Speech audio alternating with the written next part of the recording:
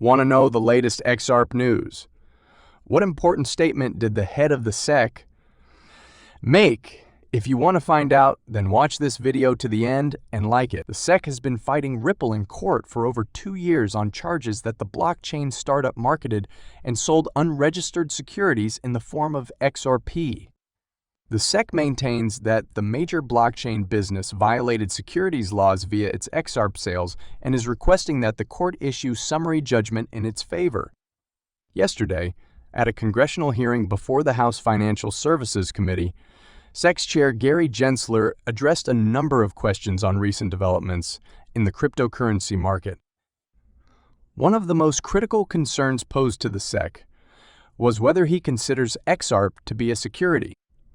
One of the most important questions posed to the SEC chairman was by Congressman Warren Davidson, who questioned whether he feels XRP is a security. Surprisingly, the SEC chairman hesitated to answer the question with a yes or no. Instead, the SEC chairman said that the topic of whether XRP is a security is now in court, and that there are ongoing conversations on the subject. We're in court, and there's active discussion and litigation on that, Gensler said. Notably, Gensler also failed to explain whether Ethereum, ETH, is a security or not. Many cryptocurrency fans were shocked by his reaction, considering that the SEC chairman has maintained that XRP is a security. Last year, Gensler said that Bitcoin is the only cryptocurrency he views to be outside of the SEC's authority. Many believe Gensler unsuited to reign over the agency's activities due to his harsh enforcement attitude in the financial markets, particularly the crypto industry. Interestingly, Congressman Warren Davidson expressed the same idea when he filed legislation calling for the SEC to be restructured and Gensler to be fired. Chairman Gensler, your record of failures to protect investors and abuses of power make it clear that we need to restructure the Securities and Exchange Commission, Davidson said. After outlining some of Gensler's SEC failings and abuses, Congressman Davidson offered legislation to remedy these abuses by asking for the SEC chairman's ouster. To correct a long series of abuses, I'm introducing legislation that removes the chairman of the Securities and Exchange Commission and replaces the role with an executive director who reports to the board, where all authority would reside.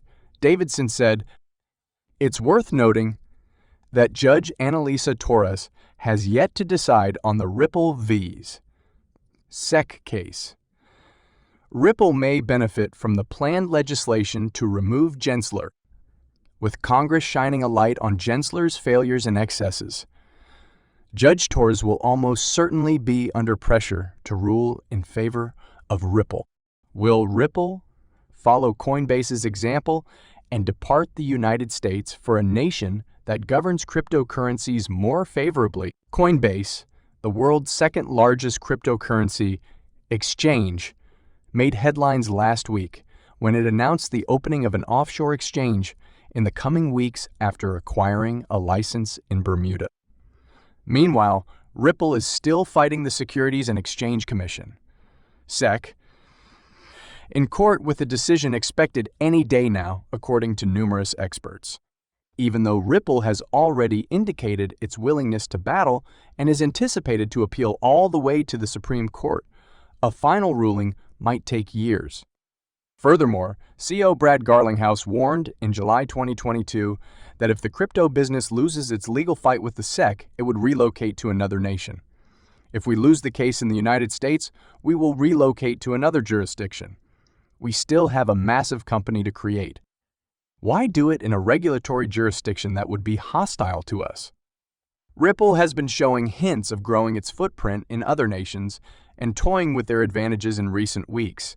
Garlinghouse and other Ripple executives have recently extolled the virtues of other nations where the business operates under clear laws and in a friendly climate. Ripple's chief legal officer, Stuart Alderoty, disclosed last Wednesday that he missed the Gensler testimony before Congress because he was in the United Kingdom. "I missed all of the hype around the Gensler hearing yesterday. I am in London working with our team to expand our company. I can't tell you how dumb the SEC seems from this side of the Atlantic. Susan Friedman, Ripple's International Policy Council, has frequently hailed the breakthrough innovation made forth by MiCA crypto legislation in Europe in recent weeks. She also said repeatedly that the current lack of compliance in the United States is due to a lack of understanding. She adds in her most recent tweet, XRP community member Anders L. has also detected further indicators of Ripple abandoning the U.S. on the official website. Ripple currently has 46 vacant jobs available outside of the United States. 6 of the employment available in the United States are just internships.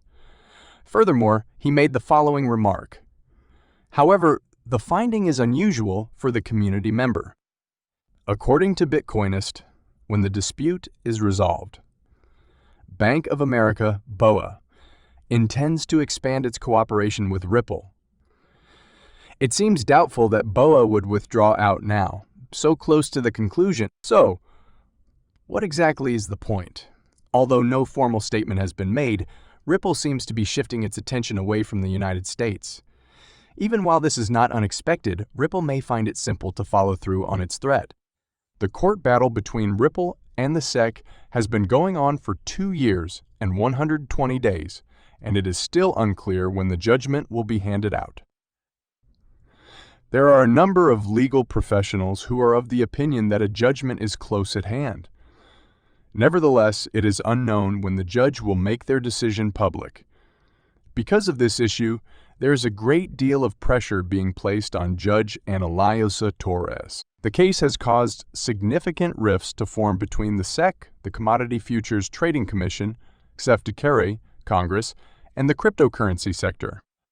The attorney representing the XRP community, John E. Deaton, has increased the stakes in the court battle between Ripple and the SEC by claiming that this is the most important no-fraud SEC enforcement action since 1946. The lawsuit is now ongoing. Given the gravity of the situation, the judge is taking her time with the decision and giving serious consideration to each and every remark. As was pointed out by him, if the verdict goes against Ripple, Judge Torres is aware that she is dealing with a conservative court, and if the finding goes in favor of Ripple, she will be required to defend it to everyone. If the ruling goes in favor of Ripple, however, she will not be required to do so. The lawyers John Deaton and James K. Phelan have hypothesized on the basis of prior decisions made by Judge Torres that a judgment may come as early as the beginning of April and as late as the end of the month. Ashley Prosper, a member of the XRP community, has also forecasted that this week would be eventful. She based her prediction on Judge Torres' judgment on the Daubert petitions, which took 52 days to determine. Judge Torres is under a great deal of pressure as a result of the Ripple v. SEC court case because of the importance of the issue for international commerce and banking.